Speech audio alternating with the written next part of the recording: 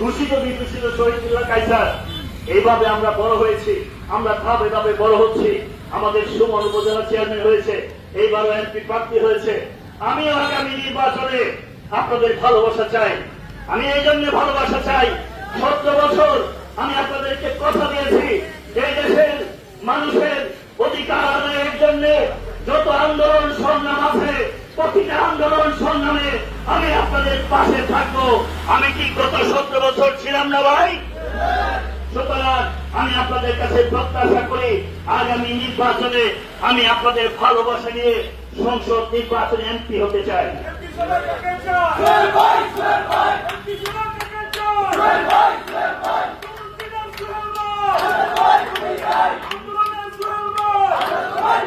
আর সেই এমপি হতে যায় এক বাধার সৃষ্টি হয়েছে, কি বলে পিআর পদ্ধতিতে নির্বাচন। পিআর টিআর তো ভাই আমাদের মাথায় ধরে না। আন্দোলন করার সময় ভাই আপনারা কেউ পিআর নামে কিছু শব্দ শুনছেন?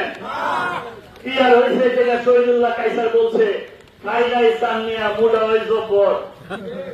ভোট দিলেন আপনি কারে, আপনি নিজেই জানেন না। এমপি হবে আরেক এলাকা থেকে।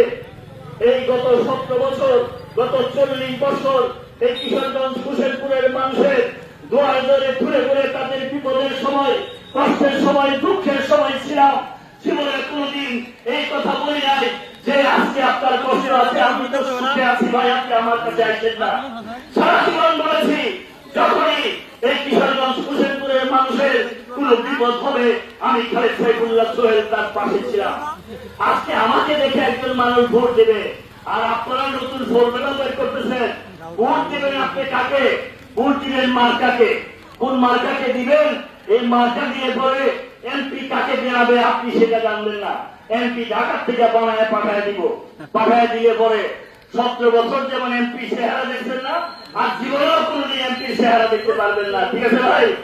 সুতরাং এই নির্বাচনের পরিবেশকে কেউ যেন ঘোরাতে না করে, হাসিনার মতো নির্বাচনের পরিবেশকে যারা ঘোরাতে করেছিল, এর মধ্যে বিচারপতি খায়রুল হক ছিল সবচেয়ে বড় অপরাধী। গত কয়েকদিন আগে তাকে বেঁধে নিয়ে গেছে, সে প্রধান বিচারপতি হওয়ার পরেও।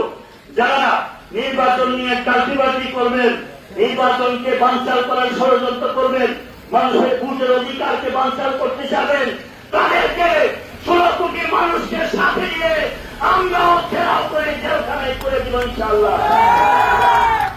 বাংলাদেশের সংবিধানকে কেউ অপমান করতে পারবেন না, বাংলাদেশের মানুষকে কেউ অপমান করতে পারবেন না।